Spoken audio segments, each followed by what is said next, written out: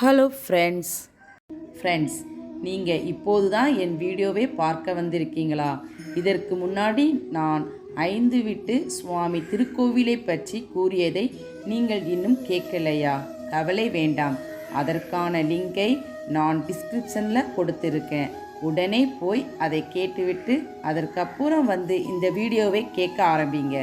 திருமணி மாலை.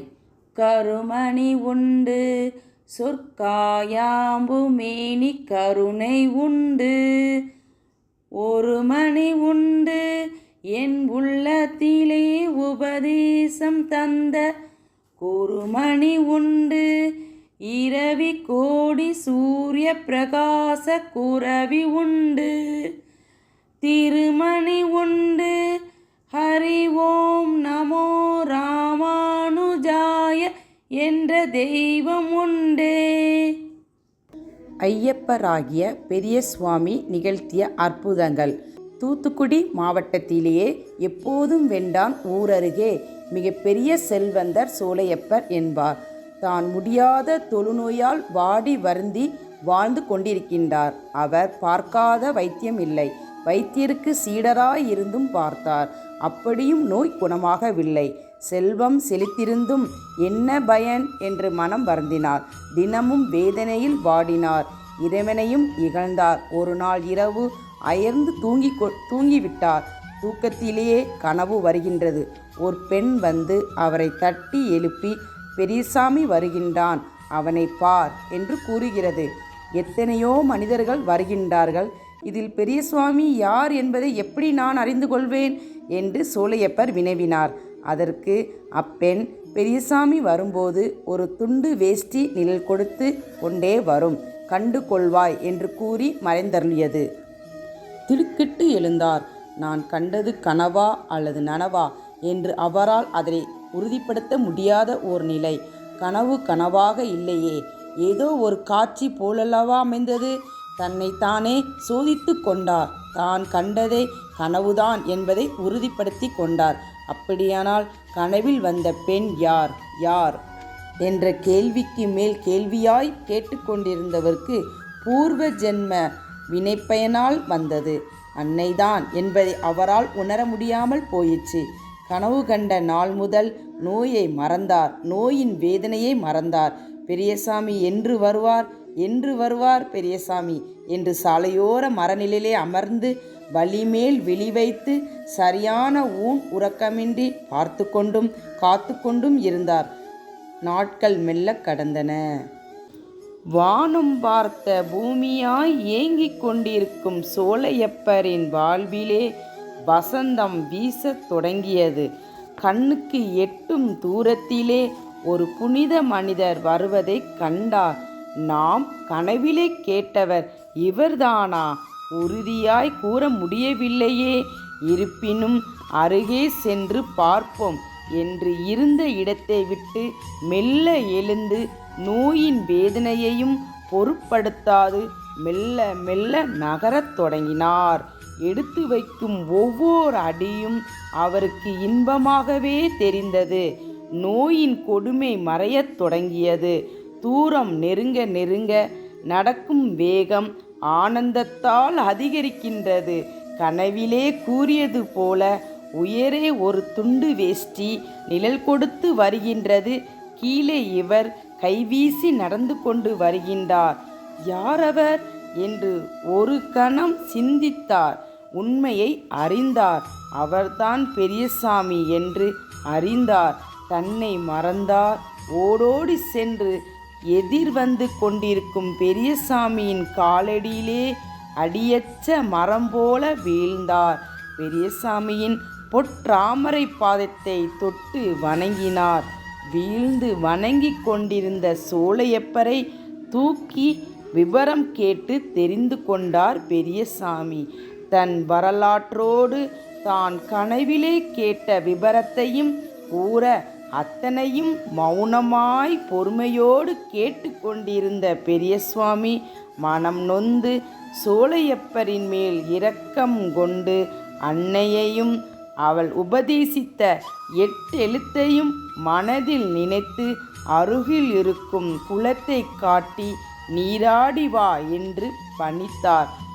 எல் என்பதற்குள் எண்ணெயாக பெரியசாமியின் வார்த்தையை கேட்ட சோலையப்பர் நீராடி ஓடோடி வந்தார். அன்னையின் அருளால் சோலையப்பரின் உடல் நோய் நீங்கி பொன்போல் மின்னுவதைக் கண்ட பெரியசாமி, சோலையப்பா, உன் உடலை பார் என்றதும் இதுவரை ஏதோ ஒரு செயலால் தன் நினைவை மறந்திருந்த சோலையப்பர் அப்போதுதான் சுயநினைவுக்கு வருகின்றார். பழமையை நினைத்து தன் உடலை தான் பார்க்கின்றார். நோயின்றி புது மனிதனாயிருக்கின்றார். மீண்டும் ஒருமுறை தன் கை கால்களை பார்க்கின்றார். அவைகள் எவ்வித மாற்றமும் இன்றி தொழு நோயில்லாமல் சாதாரண மனிதரைப் போல் இருந்ததை கண்டார். உள்ளத்திலே ஆனந்த பெருக்கெடுத்து மீண்டும் பெரியசாமியின் கால்களிலே வீழ்ந்து வணங்கினார். வீழ்ந்து வணங்கும் சோலையப்பரை எழுந்திருக்க செய்து அரவணைத்து ஆசி கூறினார். பெரியசாமியின் தன்மையினை கண்ட சோலையப்பர் ஒரு கணம் சிந்தித்தார். எந்த ஒரு சக்தியாலும் குணமாக்க முடியாத நோயை தெய்வ சக்தியால் மாற்றியதைக் கண்டு வியந்தார். தெய்வ சக்திக்கு ஈடு இணை எந்த சக்தியும் கிடையாது என்பதை அறிந்தார். சுவாமியின்பால் பக்தி பூண்டு அவரை பின்தொடர்வதைத் தவிர நாம் உய்யும் வழியில்லை என்பதை புரிந்து இல்வாழ்வையும் செல்வத்தையும் துறந்தார். பெரியசாமியிடம் தன்னை சீடராக்கி கொண்டார். சோலையப்பரின் வேண்டுகோளை தட்ட முடியாத சுவாமிகள் சோலையப்பரை சீடராக ஏற்றுக்கொண்டு சில நாள் அங்கு தங்கி பிரதி மாத அமாவாசை பௌர்ணமி பூஜைகளை முடித்து குருவும் சீடருமாய் தெற்கு நோக்கி நடக்கலானார்கள். குருவும் சீடரும் நடந்து வரும் வேளையிலே கொம்பன்குளம் என்னும் ஊரை அடைந்தார்கள். அன்றிரவு பௌர்ணமி பூஜை நடத்த வேண்டும். அதற்கு பலியிட ஆடு ஒன்று தேவை. என்ன செய்வதென்று குருவும் சீடரும் யோசிக்கின்ற வேளையிலே அருகே வந்த ஆடு ஒன்றை கண்டார். அதை பிடித்து பலி செய்து பூஜை செய்து கொண்டிருக்கும் வேளையில் ஆட்டின் சொந்தக்காரர் ஆட்டினை காணாது அதனை தேடி அலையும் வேளையில் சுவாமிகள் பூஜை செய்வதையும் பலி செய்யப்பட்டிருப்பது நமது ஆடுதான் என்பதையும் யூகித்து பூஜை முடிந்த பின் கேட்கலாம் என்று அமரலானார். பூஜை முடிந்த சுவாமிகள் எழுந்திருந்ததும் அமர்ந்து இருந்தவர் தனது ஆட்டினை பற்றி கேட்க சுவாமிகளும் ஒப்புக்கொண்டார்கள். சுவாமிகள் பலி செய்யப்பட்ட ஆட்டினை அழைக்க அதுவும் மா என்று குரல் எழுப்பி உயிரோடு வந்ததும் வெலவெலத்து போனார். உடம்பெல்லாம் நீராய் கொட்டியது. ஏதும் பேசாது மௌனமாய் நின்றார். சுவாமிகள் கனிவாக அன்னையின் பெருமைகளை அவரிடம் எடுத்து கூறி பிரசாதம் கொடுத்தார். அவரும் அதை மகிழ்வோடு பெற்று சென்றார். அதன்பின் அவர் வழி உறவினர்கள் சுவாமிகளின் அடியார்கள் ஆனார்கள். செல்லும் இடமெல்லாம் ஜாதி மத பேதமின்றி சக்தி பூஜையை பரப்பி அடியார்களை சேர்த்து அவர்களில் ஒருவரை தலைமையமாக தேர்ந்தெடுத்து பூஜை விதிமுறைகளை கூறி அந்தந்த ஊர்களில் பூஜைகள் செய்து வர செய்தார். பிற கோயில்களில் பூஜை செய்வோரை போத்தி, பட்டர், ஐயங்கார், ஓதுவார், குருக்கள், பூசாரி என்று அழைப்பதை போலல்லாமல் அண்ணாவி என்று அழைக்க வகை செய்தார்.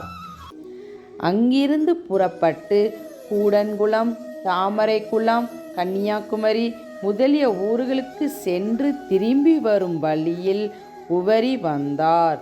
அங்கு எழுந்தருளிருக்கும் அருள்மிகு சுயம்புலிங்க சுவாமி நமது சுவாமிகள் முன்பு பிரசன்னமாகி வடக்கே போ என்று பணிக்க அதன்படி சுவாமிகள் குட்டம், பதுக்கப்பத்து முதலிய ஊர்களை சென்று வரும் நாளில் தன் பக்தர் ஒருவரின் வேண்டுகோளுக்கு இணங்க உடன்குடியை சார்ந்த காலன் குடியிருப்பு வந்து அங்கும் சில நாட்கள் தங்கியிருந்து பின்பு புறப்பட்டு செட்டியாபத்து வந்தார்.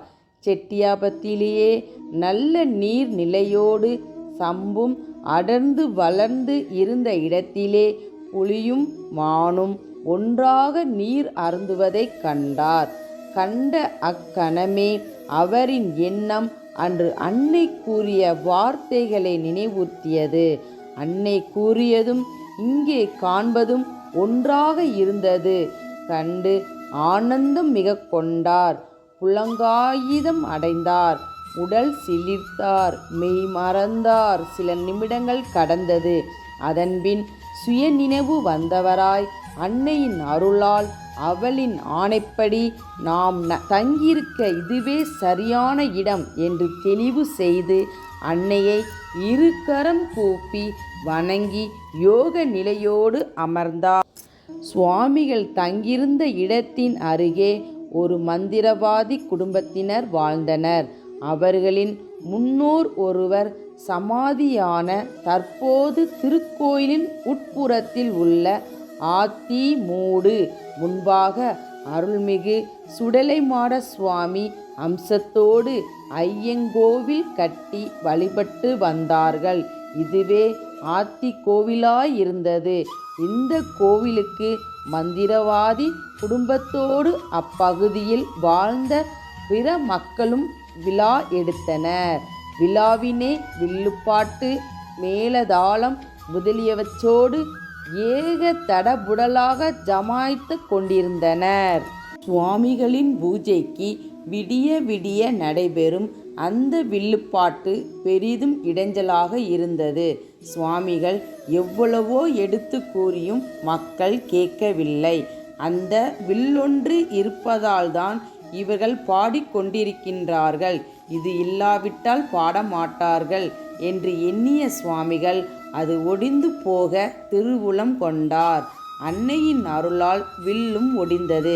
யாரும் உடைக்காமல் வில் முறிந்த காரணம் என்ன என்று அறிய முற்பட இது அந்த புதிய மனிதரின் செயலாகத்தான் இருக்க வேண்டுமென்ற எண்ணத்தில் அவரிடமே போய் கேட்போம் என்று எல்லோரும் ஒன்று கூடி சுவாமிகளிடம் வந்து, நீங்கள் யார், எந்த ஊர் என அகங்காரமாய் கேட்டு நின்றனர். அவர்களை பார்த்த சுவாமிகள் புன்னகையோடு அமைதியாக, நான் மனிதன், ஊர் பர்வத கேணி என்றார்கள். வந்தவர்கள் திருதிருவென்று விழித்தனர். இப்படி பெயர் உள்ள ஊரை கேள்விப்பட்டதில்லையே என்று ஒருவருக்கொருவர் குழம்பினர்.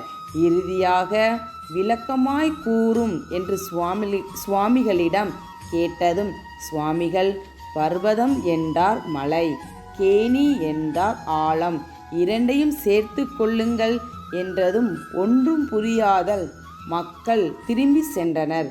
பிழைப்புக்காக மலையாளம் சென்று வாழ்ந்து கொண்டிருக்கும் மந்திரவாதி குடும்பத்தினர் திருவிழா முடித்தே அன்றே புறப்பட்டு சென்றனர். ஃப்ரெண்ட்ஸ், ஐயப்பராகிய பெரிய சுவாமி நிகழ்த்திய அற்புதங்கள் இத்துடன் முடிவு உற்றது. அடுத்ததாக ஆத்தி சுவாமி வரலாறை பற்றி கேட்போம். அதுவரை இணைந்திடுங்கள் RRG யூடியூப் சேனலுடன். ஃப்ரெண்ட்ஸ், உங்களுக்கு என்னுடைய வீடியோ உடனுக்குடன் கிடைக்க மறக்காமல் சப்ஸ்கிரைப் பண்ணுங்கள்.